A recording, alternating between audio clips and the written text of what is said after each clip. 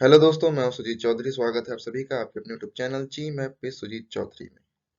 दोस्तों, आज इस वीडियो में मैं लेकर आया हूं आप सभी के लिए top 10 best MCQs for UP NHM 29+ and CRPF paramedical, ASI and JIPMER group B lab technician post के लिए। दोस्तों, ये सीरीज का चौथा पार्ट है। अगर आपने इसके पिछले 3 पार्ट नहीं देखे हैं तो जल्दी से जाके देख लीजिए। आपको डिस्क्रिप्शन बॉक्स में उसकी लिंक मिल जाएगी या फिर आपको एंड में स्क्रीन पे ही आपको लिंक मिल जाएगी। तो दोस्तों, आइए शुरू करते हैं आज की वीडियो को। लेकिन उससे पहले अभी तक आपने हमारे चैनल को सब्सक्राइब नहीं किया है तो जल्दी से चैनल सब्सक्राइब कर लीजिए और बगल में बने बेल आइकन को प्रेस कर लीजिए ताकि ढेर सारी वीडियोस आपको मिलती रहे। तो दोस्तों, आइए बढ़ते हैं आज की वीडियो पे।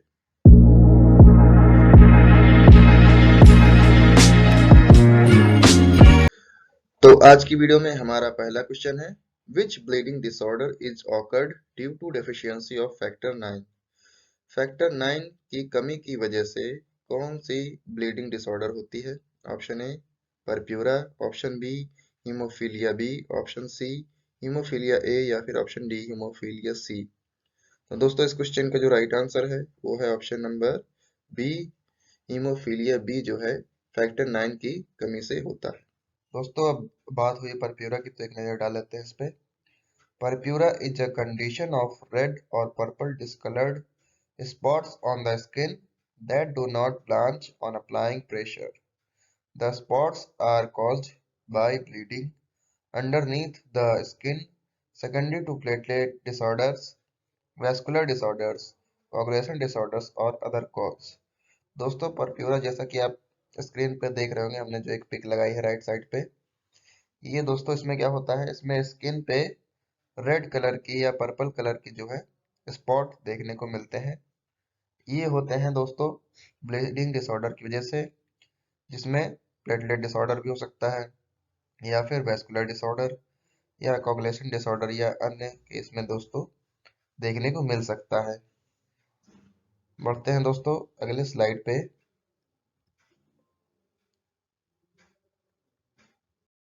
Haemophilia, haemophilia A also called factor 8 deficiency or classic hemophilia is a genetic disorder caused by missing or defective factor 8 a clotting protein।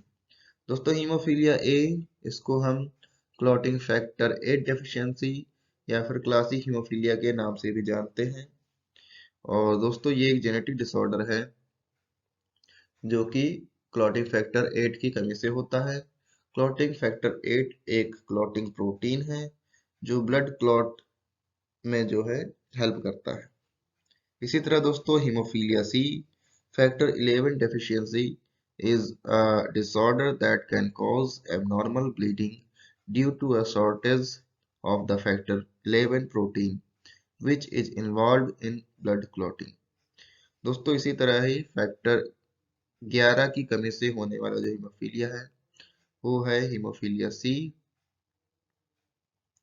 This condition is classified as either partial or severe based on the degree of deficiency of the factor 11 protein। इसी के साथ ही दोस्तों बढ़ते हैं अगले slide पे। हमारा सेकंड क्वेश्चन है, the diagnostic test for PNH is. Option A Ham's acidified serum test, option B blood culture, option C sucrose lysis test या फिर option D blood glucose estimation. तो दोस्तों, इस क्वेश्चन का जो राइट आंसर है वो है option number A, Ham's acidified serum protein, sorry serum test. तो दोस्तों, बात हुई है पीएनएच की, तो पीएनएच क्या है आइए देखते हैं नेक्स्ट स्लाइड पे। पीएनएच दोस्तों इसका फुल फॉर्म क्या होता है? पैरोक्सिस्मॉल नॉकटर्नल हीमोग्लोबिनूरिया। दोस्तों, यह एक रेयर डिसऑर्डर है, a rare disorder in which red blood cells are easily destroyed by certain immune system proteins। Symptoms include blood clot and red or brownish urine in the morning। तो दोस्तों, इसमें जो है हमारा ब्लड सेल इजीली डिस्ट्रॉय हो जाता है और उसके बाद हमारे जो मॉर्निंग यूरिन है उसमें जो हमारा यूरिन का कलर है वो रेड या ब्राउनिश होता है और उसमें जो है ब्लड क्लॉट देखने को मिलते हैं। The test involved in establishing the diagnosis of PNH demonstrate the presence of red blood cells that are especially sensitive to the hemolytic action of complement. These tests include the following: flow cytometry, acidified serum lysis, and HAM test। तो दोस्तों इसको जो है diagnose करने के लिए हम hams test करते हैं। इसके साथ ही बढ़ते हैं अगले क्वेश्चन पे। हमारा नेक्स्ट क्वेश्चन है, what is the molecular weight of haemoglobin? Option A 45,542 daltons, option B 53,264 daltons, option C 64,458 daltons या फिर ऑप्शन डी 78,324 डाल्टन्स। तो दोस्तों हीमोग्लोबिन का जो मॉलिक्यूलर वेट होता है वो कितना होता है? तो इस क्वेश्चन का जो राइट आंसर है वो ऑप्शन नंबर सी 64,458 डाल्टन्स यानी कि 64,458 डाल्टन्स। इसी के साथ ही दोस्तों बढ़ते हैं अगले question. Fragmented red cells are, option A rod shaped, option B spherical shaped, option C triangular and helmet shaped या फिर ऑप्शन डी सिकल शेप्ड। तो दोस्तों फ्रेगमेंटेड रेड सेल किस तरह का होता है, किस तरह का दिखता है, उसका शेप कैसा होता है? तो इस क्वेश्चन का जो राइट आंसर है वो option number C triangular and helmet shaped. दोस्तों पिछले स्लाइड में हमने हेलमेट सेल्स की जो है बारे में डिस्कस किया था, तो अगर आपने हमारा पिछला वीडियो नहीं देखा है तो जाकर देख लीजिएगा, डिस्क्रिप्शन बॉक्स में आपको उसकी लिंक मिल जाएगी। इसी के साथ ही दोस्तों बढ़ते हैं नेक्स्ट क्वेश्चन पे। क्वेश्चन नंबर 5 है, which screening test is done for classical haemophilia? Option A prothrombin time, option B clotting retraction time, option C partial thromboplastin time या फिर option D plasma recalcification time. तो दोस्तों अभी start के ही question में हमने classical haemophilia के बारे में बात किया है। तो क्लासिकल हीमोफीलिया जो है हम हीमोफीलिया ए को कहते हैं, जो कि होता है फैक्टर 8 की कमी से। तो दोस्तों उसकी स्क्रीनिंग के लिए हम कौन सा टेस्ट करते हैं? तो उसके लिए जो है हम टेस्ट करते हैं पार्शियल थ्रोम्बोप्लास्टिन टाइम। तो इस क्वेश्चन का जो राइट आंसर है वो हो जाएगा option number C partial thromboplastin time. ये देखिए दोस्तों classical haemophilia, haemophilia A also known as classical hemophilia is a genetic bleeding disorder caused by insufficient levels of a blood protein called factor 8. Factor 8 is a clotting factor। बढ़ते हैं next question पे। Section cutting is best after, option A heating the block, option B cold treatment, option C room temperature या फिर option D at 37 degree centigrade. तो दोस्तों इस question में कह रहा है कि किस प्रोसेस के बाद जो है सेक्शन कटिंग बेस्ट होता है। तो दोस्तों ये हिस्टोपैथोलॉजी के सेक्शन कटिंग की बात कर रहा है। तो इस क्वेश्चन का जो राइट आंसर है वो है option number B cold treatment. दोस्तों जब हम ब्लॉक का सेक्शन कटिंग करते हैं तो उसके पहले हम ब्लॉक को जो है आइस में कोल्ड ट्रीटमेंट करते हैं, जिसके बाद हम माइक्रोटोम में ब्लॉक को लगाकर उसका सेक्शन कटिंग करते हैं, जिससे कि हमें बेस्ट सेक्शन मिलता है। इसी के साथ ही दोस्तों बढ़ते हैं नेक्स्ट क्वेश्चन पे। Knife of microtome is always stored in, option A airy place, option B formalin, option C filter paper या फिर ऑप्शन डी लेदर। तो दोस्तों जो माइक्रोटोम का नाइफ होता है उसको हम कहाँ स्टोर करते हैं? Option A replace, option B formalin, option C filter paper या फिर ऑप्शन डी लेदर। तो दोस्तों इस क्वेश्चन का जो राइट आंसर है वो option number C filter paper. दोस्तों माइक्रोटोम का जो नाइफ होता है उसको हम फिल्टर पेपर में लपेट करके स्टोर करते हैं, जिससे कि उसमें नमी ना आए और जंग ना लगे। इसके साथ ही दोस्तों बढ़ते हैं नेक्स्ट क्वेश्चन पे। हमारा नेक्स्ट क्वेश्चन है which of the following bacteria is non pathogenic. Option A Staphylococcus aureus, option B Staphylococcus epidermidis, option C Streptococcus pyogenes या फिर option D Streptococcus pneumoniae.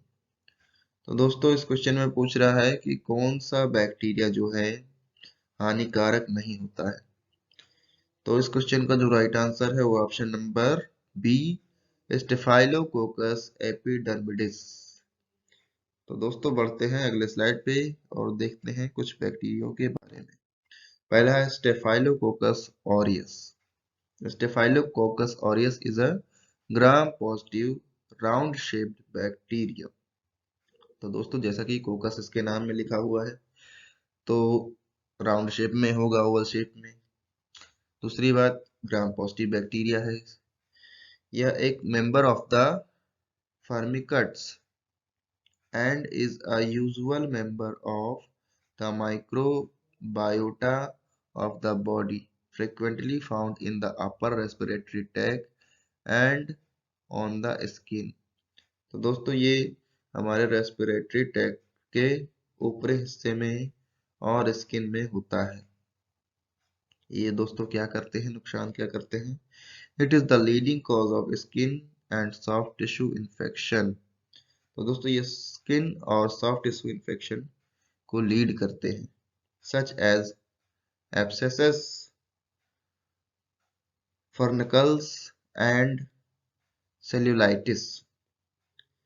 Although most staph infections are not serious, Staphylococcus aureus can cause serious infections such as bloodstream infections, pneumonia और bone and joint infection। बढ़ते हैं दोस्तों next slide पे। Streptococcus पायोजीन्स। Streptococcus पायोजीन्स और group A Streptococcus GAS is a facultative gram-positive coccus which grow in chains and causes numerous infections in human, including pharyngitis, tonsillitis, scarlet fever, cellulitis, erysipelas, rheumatic fever, postal streptococcal, glomerulonephritis, necrotizing fasciitis। दोस्तों Streptococcus पायोजीन gram positive bacteria है, चैन के shape में होता है और इससे होने वाले जो इन्फेक्शन है दोस्तों वो है pharyngitis, tonsillitis, scarlet fever, cellulitis, erysipelas, rheumatic fever, post streptococcal, glomerulonephritis, necrotising fasciitis. इसके साथ ही दोस्तों life threatening infection caused by streptococcus pyogenes including scarlet fever, bacteriemia, pneumonia, necrotizing fasciitis, myonecrosis and streptococcal toxic shock syndrome, strep TSS। ये दोस्तों जो है life threatening infection है, हानिकारक है, जो कि जानलेवा बीमारी है। इसी के साथ ही नेक्स्ट स्लाइड पे देखते हैं। Streptococcus pneumoniae. Streptococcus pneumoniae are lancet-shaped, gram-positive, facultative anaerobic bacteria with more than 100 known serotypes. Most S. pneumoniae serotypes can cause disease। तो दोस्तों स्ट्रेप्टोकोकस न्यूमोनी क्या है, लैंसेट शेप्ड है, ग्राम पॉजिटिव बैक्टीरिया है, facultative anaerobic bacteria है और इसकी 100 से अधिक नॉन सेरोटाइप्स हैं। ज्यादातर जो स्ट्रेप्टोकोकस निमोनी है, इनके जो सेरोटाइप्स हैं वो डिजीज को फैलाने में सक्षम होते हैं, लेकिन कम मात्रा में जो सेरोटाइप होते हैं ये न्यूमोकोकल इन्फेक्शन फैलाने में सक्षम होते हैं। इसी के साथ ही दोस्तों बढ़ते हैं नेक्स्ट स्लाइड पे। अब बात कर लेते हैं स्टेफाइलोकोकस एपिडर्मिडिस की।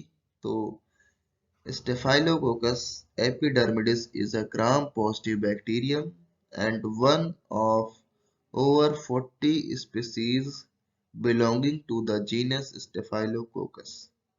It is part of the normal human flora, typically the skin flora, and less commonly the mucosal flora, and also found in marine sponges. It is a facultative anaerobic bacteria. तो दोस्तों staphylococcus epidermidis gram positive bacteria है। इसकी 40 species यानी कि 40 से अधिक species जो है स्टेफाइलोकोकस जीनस से बिलोंग करती है, और ये जो है human flora, normal human flora का पार्ट है, जो कि स्किन और म्यूकोजल फ्लोरा में होता है, पाया जाता है। और इसका दोस्तों जो है मरीन स्पेसिन यानी कि समुद्री स्पंजेस में भी ये पाया जाता है। एक अब दोस्तों आ जाते हैं अपने नवे क्वेश्चन पे। The incubation period of gonorrhoea is about option A 2 to 6 days, option B 1 to 5 weeks, option C 4 to 6 month, या फिर ऑप्शन डी 8 to 14 days। तो दोस्तों इस क्वेश्चन का आंसर है option number A 2 to 6 days। तो दोस्तों जो गोनोरिया बैक्टीरिया होता है उसका इंक्यूबेशन पीरियड होता है 2 से 6 दिन। Neisseria gonorrhoeae also known as gonococcus और gonococci is a species of gram-negative diplococci bacteria isolated by Albert Neisser in 1879। तो दोस्तों निजेरिया गोनोरिया को हम गोनोकोकस और गोनोकोकाई के नाम से भी जानते हैं। ये एक ग्राम नेगेटिव डिप्लोकोकाई बैक्टीरिया है, जिसकी खोज एल्बर्ट नीजर नाम के साइंटिस्ट ने 1879 में किया था। It causes the sexually transmitted genitourinary infection, gonorrhea, as well as other forms of gonococcal disease, including disseminated gonococcemia, septic arthritis, and gonococcal ophthalmia neonatorum। तो दोस्तों ये इसकी वजह से जो है sexually transmitted genito urinary infection होता है, और इसके साथ ही जो है सेप्टिक अर्थराइटिस और गोनोकोकल ऑप्थेल्मिया न्यूनेटम नाम की डिजीज हो जाती है। बढ़ते हैं दोस्तों नेक्स्ट क्वेश्चन पे। हमारा 10वां और लास्ट क्वेश्चन है, which of the following bacteria can grow in acidic pH? Option A lactobacilli, option B Vibrio cholerae, option C Salmonella, या फिर ऑप्शन डी सीजेला। तो दोस्तों इस क्वेश्चन का जो राइट आंसर है वो है ऑप्शन नंबर ए लैक्टोबैसिलाई। तो दोस्तों इसमें पूछ रहा है कि कौन सा बैक्टीरिया है जो कि एसिडिक पीएच में भी ग्रो कर सकता है। तो इसका आंसर है option number A lactobacilli. Lactobacillus is a genus of gram positive aerotolerant anaerobes और microaerophilic rod-shaped non-spore forming bacteria. Lactobacillus species constitute a significant component of the human and animal microbiota at a number of body sites such as the digestive system and the female genital system। तो दोस्तों lactobacillus जो है ग्राम positive एरोटेलरन एनरोब्स या माइक्रोएरोफिलिक bacteria है जो कि rod shaped का होता है और इसमें स्पोर्स नहीं होते हैं। इसके साथ ही ये कहाँ पाए जाते हैं? ये पाए जाते हैं डाइजेस्टिव सिस्टम में और जेनाइटल सिस्टम में, फीमेल जेनाइटल सिस्टम में। इसी के साथ ही दोस्तों आज की वीडियो होती है समाप्त। वीडियो अच्छी लगी हो तो नीचे लाइक के बटन पे क्लिक कर दीजिएगा। कमेंट करके आप हमें अपना रिएक्शन बता सकते हैं। और अभी तक चैनल सब्सक्राइब नहीं किया तो जल्दी से चैनल सब्सक्राइब कर लीजिए और बगल में बने बेल आइकन को प्रेस कर लीजिए ताकि हमारे ढेर सारे क्वेश्चन आंसर्स की वीडियोस आपको मिलती रहें।